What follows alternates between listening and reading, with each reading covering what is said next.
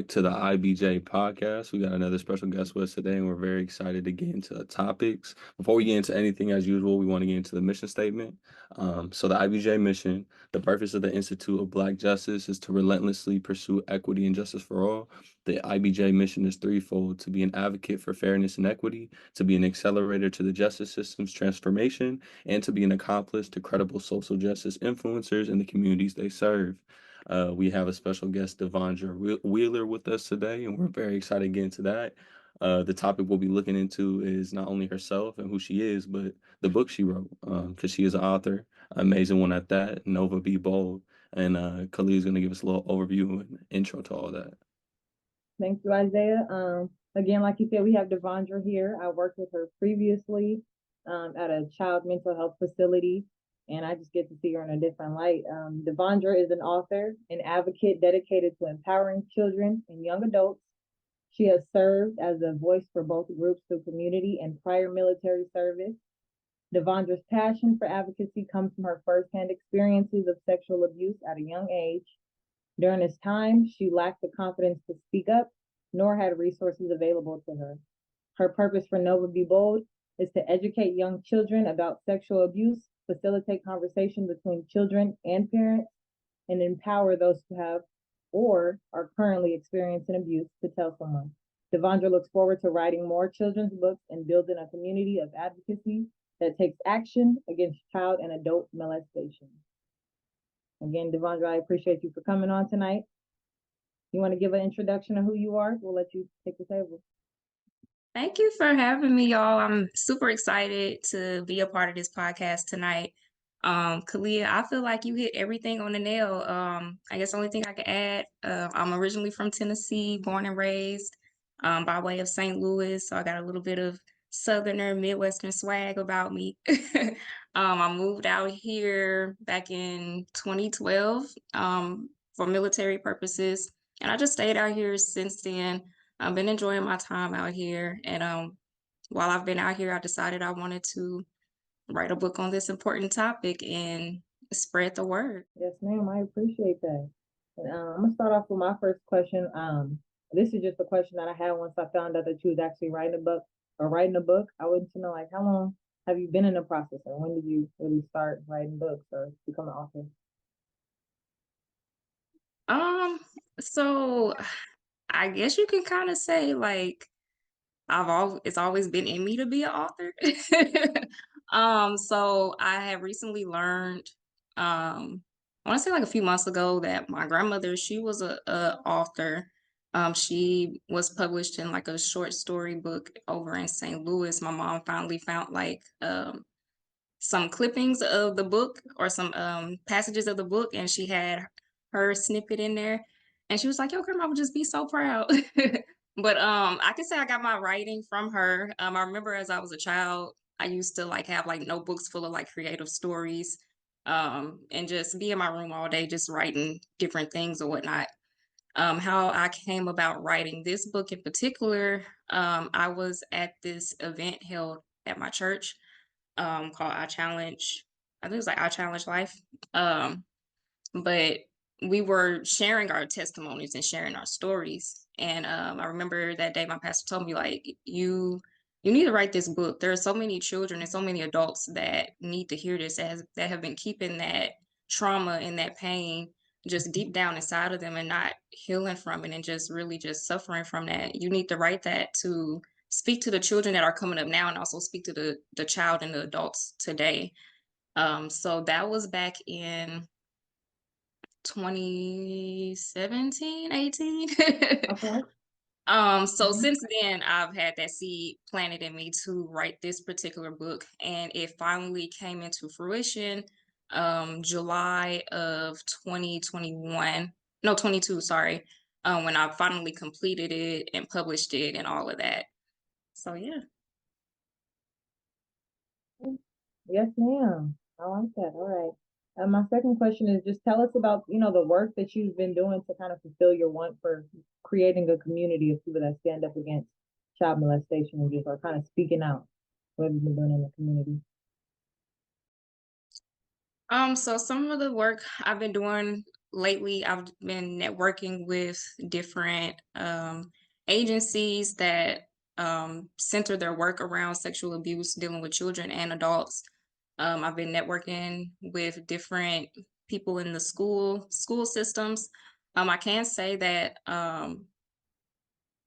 getting with the school, getting involved with the school has been a bit challenging, only because of the subject of the topic at hand. Um, some people are apprehensive to talking about that, which I understand it is a tough topic, but at the end of the day, it's a necessary topic to be discussed. So I've been doing that. I just recently had an event March 2nd at the Tacoma Library, the Morehouse branch, or Morehouse, the Moore branch. And it was Cupcakes with Nova. And so Yeah. there I started off with a read along with the kids. And we talked about, the subject of the book and how Nova conquered her fears of telling a trusted adult what was going on and the results of that, and how children can also do the same as Nova if they're ever put in the same situation. And just really just breaking the barrier or breaking that ice into diving into that conversation and easing into it though with like some cupcakes, because kids like cupcakes. So at the end of that, we after that tough discussion, had the kids, decorate their boldest cupcake and be creative, and they got to, show their creative side and go home with some materials about what sexual abuse is and who to call, how to prevent it, things of that nature. For sure. Appreciate you, Queleah. DeVandra, it's great hearing from you. Honestly, when I heard about what you do, it's actually super. It's something that I feel like is super needed because the reason it's so taboo and we can't talk about it makes it more important to talk about. That's the reason it needs to be talked about. And so, with that, I had a question. My question was, what do you think the biggest barrier is to abuse victims being able to speak out about what's happened to them? And then, how does your book provide help to combat this issue? So I believe the biggest barrier is just having a safe place or a safe person to talk to about it. Um, and this is just based off of my experience and also just the Black community in general. Um, the Black community tends to hide and push this conversation or this type of stuff under the rug and try to justify it, like, oh, that's just your Uncle Ronnie, that's just what they do, don't worry about it, you know what I'm saying? And that doesn't validify that child's feelings at the time. Like, no, this feels wrong, I don't like this, I don't want to have to continue to put up with this because it's Uncle Ronnie. He needs to stop doing what he's doing. So kids are automatically shut down at that point. Or it could be the fact of the kid goes and tell, and let's just say it's the mom's boyfriend or whoever, um, and they don't believe the child. It's like, oh, well, you shouldn't have been walking around the house wearing those short shorts. You shouldn't have been acting fast or what have you. So the kids don't have that safe place or that safe person to talk to, and also just backed up with the stigmas within the Black community on how we like to hide that kind of stuff and not talk about it. That makes it even worse. So the survivors, what I like to call them, of child sexual abuse or sexual abuse, period, they feel like they're not heard. They feel isolated. They feel shut out. They feel like their voice is taken. So I feel like that's the biggest barrier. Um, what I feel my book provides, I feel like Nova is a great example of being fearful and being fearful of the unknown and not wanting to break her family up because of this trauma or this abuse that's going on in her life, but also just being confident and brave and bold and knowing that this is not right, this has to stop, even if that means breaking my family up. And there's a point in the book where the mom, she senses that something is wrong, and Nova doesn't say anything to her because, like I said, she's scared, you know. But towards the end of the book, she finds the confidence to talk to her teacher about it when he asks. And so I feel like the book provides a really good example of your trusted person doesn't necessarily have to be a parent or a guardian figure. if you will. It could be your coach, it could be your teacher, it could be your pastor, whoever that you trust. And the book also provides a list of discussion questions. And one of the discussion questions is identify who your trusted persons are and talk this over with your parents or your guardian. And so I, f- I believe the book provides not only examples through Nova, but also gives you an activity for you to identify your own trusted persons and discuss it with your loved ones and your parents. Like, hey, if this person isn't doing what they're supposed to do to get you the help, don't be afraid to escalate to the next person. Don't be afraid to do what you got to do to get the help that you need. Thank you so much. 100% because the whole issue it's beyond just one person. It's a culture of like letting the bad things happen and no one stepping up for the people or the kids that are going through it. And so sometimes, especially within the Black community, you can't rely on the same people in your family. You got to reach outside of your family. So I appreciate you so much for saying and pointing that out. Because that's the reality as well. I think even when it comes to language about like what has happened to a person, especially for a child, like sometimes we don't even want to let children use the right language they need to use in a situation to describe what happened, because it's just seen as taboo or it makes older folks uncomfortable. So I appreciate everything you just said and contributed to that. One question I just had, just for anybody out there listening, where would they be able to purchase one of your books? So you can purchase a book at novabebold.com. It'll take you straight to the splash page that I have with my publisher. Or you can, if you're in the Washington area, specifically Tacoma, Seattle, you can purchase them from me. You can contact me at novabebold@gmail.com, or you can reach out to me on Facebook or Instagram at novabebold. Send me a message, letting me know how many books you want, and I will get those mailed out to you. Perfect. I appreciate you. And Queleah has one more question before we let you go. But yeah, I appreciate all your answers thus far.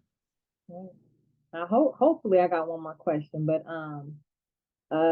this second question, or this, I guess it'll be my last question. It's more so just a conversation piece. Like, what do you see your book doing for the community so far? Or how would you want your book to be used in the community? Like, how can somebody take your book and actually teach a lesson or provide some type of information for the community? I would like for my book to be seen as um, a preventative measure and also a healing tool as well. Um, Mhm. so far, with the book, I've received ton of just different opinions and different reviews, but most of all, most people have been feeling like healing from the book and also just chains breaking, if you will. So one example I can give is I had talked to someone sometime last year, and they just came to me up to me and was like, "Oh my gosh, like I bought your book. I let my granddaughter or whoever read it, and they were like, "Oh my gosh, this is what's happening to me right now." And so they were able to, once that child told her grandmother what was going on, they were able to call the police and get the situation handled immediately. So just I definitely want this to be um, a preventative tool, but also something where the kids can see themselves in Nova and point out what grooming is, point out what a good touch and a no touch or a good touch and a bad touch is, and just see that and be like, hey, I'm reading this book and all of this is sounding and looking familiar. And if they're saying it's not right and it's confirming how I'm feeling, then I need to say something. I've also seen that it's been good for adults as well. That was unexpected for me because I was just focused on the children when I wrote it. But when adults were coming up to me and just telling me how it spoke to that inner child in them and how it was healing like that inner child, um just seeing themselves in Nova, that touched me because like I said, like I wrote this book with the focus of the kids, not thinking of how it would affect the adults as well. So that was, I definitely, like I said earlier, I definitely want this book to be a healing tool and a preventative tool. That's why I want to be able to um implement a program surrounding Nova Be Bold, and possibly get it into schools across the nation and use that within like the sex education spectrum of things. But yeah, I hope that answers your question. Yeah, no, you did. And I don't even want to pass over the fact that you mentioned that a child was getting that book read to them, or the parent read that book and identified like this is actually going on with me, and she was able to voice that just through your book. I feel like that is super powerful. Yeah, I That's was in funny. all of that because I'm like, oh my gosh, like this book is really like what It's I very, intend for it to do is to really actually happening. And I was just, my heart was just really touched because I'm like, uh, that book was able to, um, that book was able to change her life in a better way, you know? And so I was just like, man, like, okay, God. yes. We are talking to the Lord, dude. But that was that was majority of our questions for you. I'm glad we got to have this time and actually get to bring this out into the community. Yeah, I'm glad you guys had me. Thank you so much. Thank you so much. And I guess Malachi happy about it too. He over there talking. Whole time. You got a lot to say. That's our third co-host. I don't know if we introduced him. Oh, hey, you got a question for me? But I yeah, think I'm grateful to be on here. Thank you guys for just shedding a light on this topic and just spreading the word and getting the awareness out there. And just helping me with my purpose and my goals. So yeah, thank you. absolutely, absolutely. You know, you saying so much good stuff. I'm like, hold up, we got one more question for you go, if that's cool with you. You feel me? Uh, I just want to highlight something that Queleah hit on. That book is saving lives. Like what you just told me, like people unfortunately leave this earth because of things that happen in their childhood like that. And so if you're able to stop that with your book, you could potentially be saving someone's life. So I just want to say you're doing amazing work in that way and give you your flowers because that's beautiful to see. And I know people personally who've been through it. And I know people personally who are no longer here because they've been through stuff like that. So I just appreciate you from that standpoint. I think we all just say thank you for that. And then on top of that, we just have one more question of like, what are some preventative ways for the listeners or anybody who's listening to you to like notice abuse, but also to like report abuse if it's happening, like for like to children or to themselves? So how children can recognize the abuse Yeah, or how how parents children. can? Well, I guess more so like preventative ways that like children could recognize abuse, and then also for like the adults in the situation who may be getting told from a child, like the teachers or the parents. You know what I'm saying? What are some ways that they're able to engage with that and report the abuse properly? So some ways that children can recognize the abuse in others or within themselves. So part of it, I really encourage like parents to teach their children about good touches and bad touches and using the correct terms for their body parts versus like calling a vagina a cookie or what have you. Like teach your children what it really is. So teaching kids good touches, bad touches, and making sure that they understand what that entails, and also boundaries. Teaching kids boundaries and making sure that they understand what boundaries are. So it doesn't necessarily have to be confined with good touch, bad touch. It could be if that child doesn't feel like giving you a hug at that moment, don't force them to give you a hug. You know, let them have their body autonomy. Teach them at a young age what body autonomy is. Like, cause some parents be like, give your auntie a hug, give them a kiss or whatever. Say, hey, but maybe that child just don't want to be touched right now. So that could be considered a bad touch as well. Like, if I don't want you touching me, touching my arm or what have you, then that's it. So teaching kids boundaries and making sure that they understand what boundaries are, and not only respecting other people's boundaries but respecting their own boundaries as well. Teaching them what their anatomy at a young age, preferably as soon as they start talking. um, and also just recognizing if it's their peers, just recognizing some of the signs such as isolation, or if they are coming up randomly with like different bruises on their bodies or what have you. If you notice, like if they're like, especially like young, and they still taking naps in school, like daycare or kindergarten or what have you. If you notice like, even though they're potty trained, let's say you notice that they're wetting their mats more often or what have you. Um, that could be a telltale sign as well.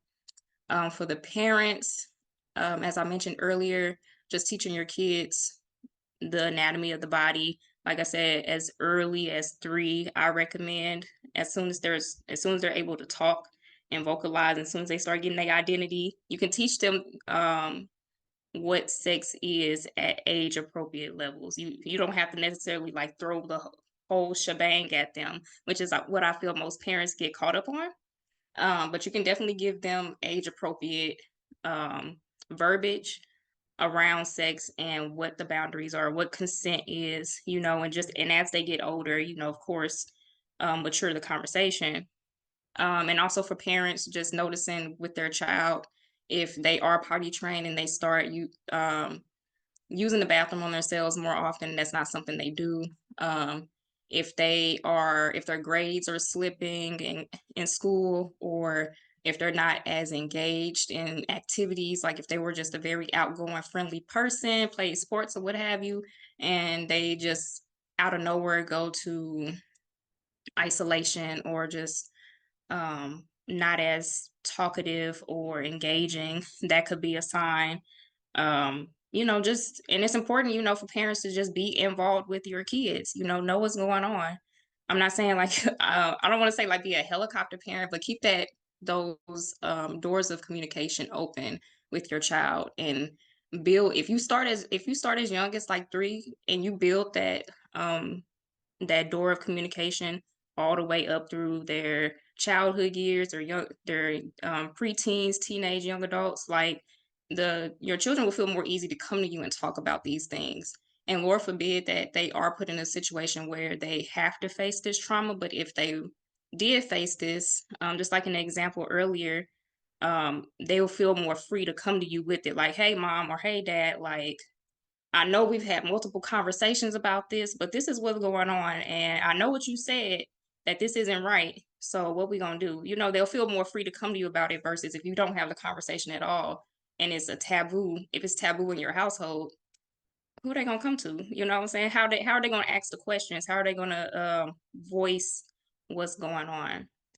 So yeah, that's kind of like a long roundabout way to answer your question, but I don't think it's roundabout. You were descriptive. You feel what I'm saying? And you really hit so many things. Like exactly. When you at the end of the cookout, you can say you can say bye across the room. You don't have to go over and hug somebody because that is a real big thing. I think about when I'm over with my family. My family's from Kansas City, Missouri. So you're over here talking about the South. It's a similar dynamic, and yeah, that's a big thing as well. And then I also think about this idea of like preserving innocence that I feel like a lot of parents have, and that's why they don't want to teach kids effective terminology at a young age, or it's like not believing in a kid's ability to like really use that language in like a proper, like not even just a proper way, but like a constructive way. I feel like a lot of the times parents that I've seen, or like my parents growing up, like the time anything sexually was eventually talked about wasn't until I was like 16, 17, like instead of like way younger. And the things that you're mentioning right now,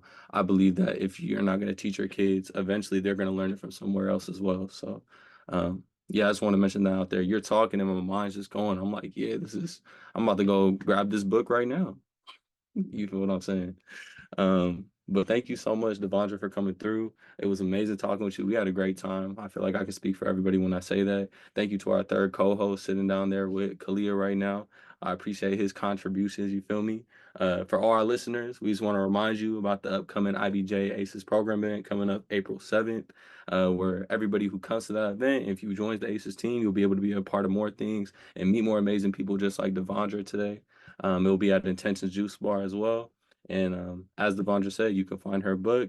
You can go to her, you know what I'm saying? Help support Black businesses, you feel me? But yeah, all in all, thank you guys for this podcast, and we will see you next week. Yep. Thank you guys. Thank you, DeVandra. Thank you, Appreciate you. DeVandra. thank you guys. Yeah. Have a great